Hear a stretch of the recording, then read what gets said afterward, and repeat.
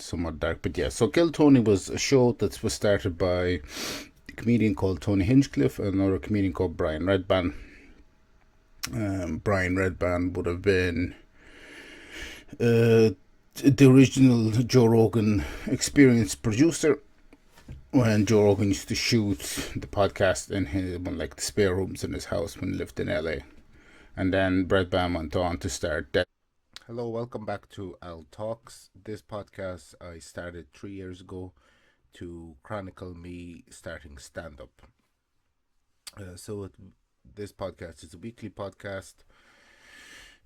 It comes out once a week, and this is just a small little introduction video into the podcast. So down below in the description of each episode, you can go to my Linktree and find links to everything connected to me. This podcast is available on YouTube, which you're watching it on right now, and also on Spotify. But yeah, that is just a small introduction into this podcast and everything that goes along with it. Hello, welcome back to the podcast. In today's episode, I will be talking about the Kill Tony show at Madison Square Garden. I think I mentioned Kill Tony before. It has Kill Tony has done a lot for comedians in the US because it's launched a lot of their careers. That is very bright, but I think I might have to leave it very bright.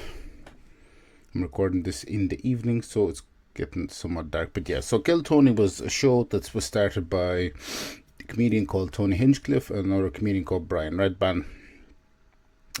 Brian Redban would have been the original Joe Rogan Experience producer when Joe Rogan used to shoot the podcast in the spare rooms in his house when he lived in LA. And then Redban went on to start Dead Squad Productions, I think, or Dead Squad Studios. I can't really remember. And then Redban now lives in Austin and he co-owns a comedy club. I can't remember what it's called. I know he does the Secret Show there on Thursdays, but I can't remember what his comedy club is called. And to be honest, I don't really want to be sitting here Googling. Maybe I will, I don't know. We'll do a quick Google, I'll be back. The comedy club is called, I suppose the venue is called the Sunset Strip, and then he does comedy shows there. But Dead Squad is actually, when I googled Redban, it said it's a podcast studio, or like a podcast, like in Ireland here we have the Go Loud sort of crowd do the same, like podcast, I suppose, studio productions company. I don't know, maybe it's the same thing or different, I don't know. But anyway, so I'm kind of getting off track. But yeah, Kill Tony had a massive show at Madison Square Garden where they had the usual Kill Tony show. So the premise of Kill Tony is everyone who wants to perform puts their name in a bucket, and then when they pull that person's name out of the bucket, they go and perform 1 minute of stand-up uninterrupted. And afterwards they get quizzed by the guest panel of judges. So it's usually Tony Hinchcliffe, Redban, and then most of the time is two other guest comedians, and it's just kind of, they riff on the person doing the 1 minute set. A lot of it is painful to watch because some of the people that go up sign up for like a laugh. I was like, oh, my friend put my name in and whatever. It's an open mic, but it's a lot of times the guys don't take it seriously.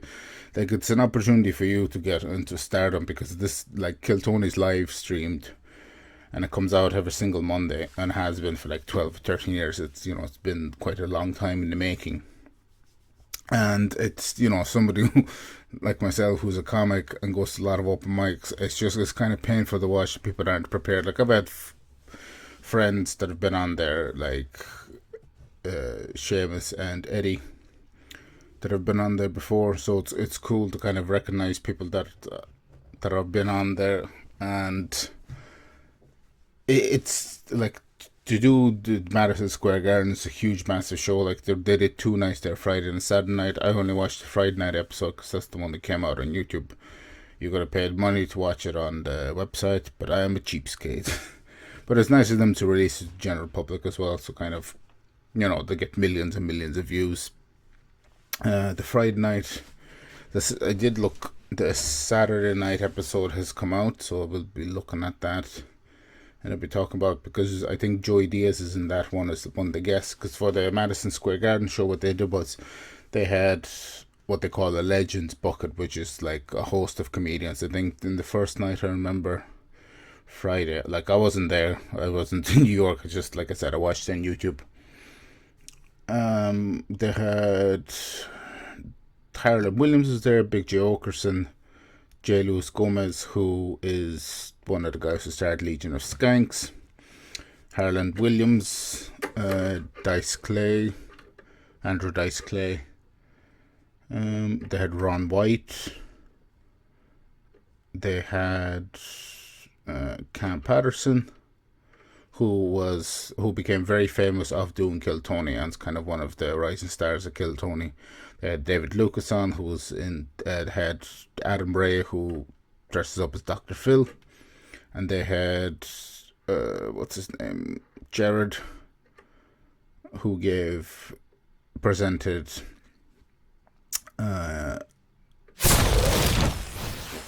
what's his name, Tony Hinchcliffe, with an award, the Hard Or Award, for helping a lot of comedians with disabilities. That's one other thing. Like, Tony will go out of his way to make sure whoever is going up to perform is given the ample opportunity to do so. And if he's helped a lot of comedians with disabilities get recognition and stage time and stuff like that. So that's another good. I think Ari Matti was there as well, who was an Estonian comedian and performed all over Europe and then in Australia before he moved to the US. He's only been there for 2 months. He's already done Madison Square Garden. He's been on Joe Rogan podcast. He's been made a regular on Kill Tony. He's been passed at the Joe Rogan's Comedy Mothership Club. So not too bad for someone there for 2 months. Moving to the US would be a cool opportunity to do stand-up all over the place, because it's each geographical location. Because if I talked about it before, I probably have, but in the past, I usually just listen to or watch US comics. So moving over there would be pretty cool. But visas are very difficult to get. So that's something to think about for the very far future, or maybe not so far future, we'll see. But yeah, it'd be definitely cool to live in the US and tour around as a comic. It would really be just a massive opportunity to do that. But yeah, so yeah, the Kill Tony, a lot of the comedians the people trying their 1 minute sets at Madison Square Garden. There was a couple that were just really, really bad and they were kind of unprepared. There was one guy who's just, I think he did like 38 seconds because you get a minute uninterrupted of stand up, and then, like I said, the panel quizzes. The show on the panels for the Friday night was Shane Gillis and Joe Rogan with, like I said, Tony Hinchcliffe from Red Band, and also there's a band behind them as well to play music, and the Red Band does sound effects on a soundboard. And it's just, it's a very, very fun, interactive show. It's one of the biggest live podcasts in the world. It's big, huge thing. I'm just trying to think of anything else. Oh yeah, before, I suppose that's pretty much it that I want to talk about for that episode. But I will be releasing 2 episodes this week because I'm trying to catch up on a backlog of stuff. But with the 2 episodes won't be a regular thing, but it's just that I was fairly busy and was a backlog of stuff. This will catch me up to all the episodes, because there was 1 week that because of the backlog, missing an episode essentially. So because 2 uploads a week is fairly difficult, it doubles the work and adds extra time, which I nowadays don't really have, because, like I said, I've been really busy at work and other things just try and juggle. Haven't gotten a lot of opportunities because of work to travel for stand-up, which is unfortunate. But next week I will be going to see Sam Morril in the Tree Olympia, which I'm looking forward to because he's a great comedian. And like I said, I watch / listen to his podcast, We Might Be Drunk, with Mark Normand, who, as you well know, I met, I think he came last year at the Halfpenny, or a year and a half ago, can't remember. No, it was last year. Yes, it was last year. Around just before Christmas, I think, November or so. What other thing? Yeah, that's it. So you get 2 episodes, which will catch everybody up with everything. So that is that. So, as per usual, thanks for watching, thanks for listening, and I'll see you all next episode. Bye bye.